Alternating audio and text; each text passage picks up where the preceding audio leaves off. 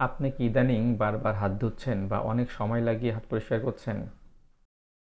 আপনার কি ইদানিং গোসল করতে অনেক সময় লাগছে বা অনেক বেশিবার গোসল করতে হচ্ছে?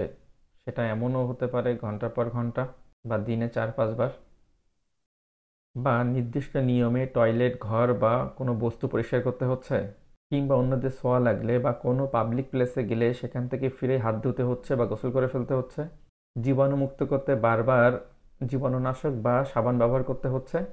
আপনি কি জানেন এটি একটি মানসিক সমস্যা? মেডিকেল সায়েন্সের ভাষায় এটাকে ওসিডি বলে। ওসিডি হলো অবসেসিভ কম্পালসিভ ডিসঅর্ডার, আর এই রোগের একটি ধরন হলো অসিং বা ক্লিনিং। এটি বিশেষভাবে কন্টামিনেশন ওসিডির সাথে সম্পর্কিত। ওসিডি অসিং কম্পালশনে আক্রান্ত ব্যক্তি অতিরিক্ত মাত্রায় হাত ধোয়া, গোসল করা বা জিনিসপত্র পরিষ্কার করার প্রবণতা দেখান।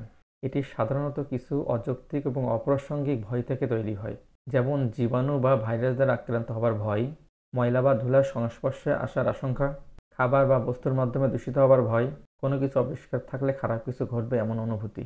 এই রোগের সম্ভাব্য চিকিৎসা হলো কাউন্সেলিং বা সাইকোথেরাপি।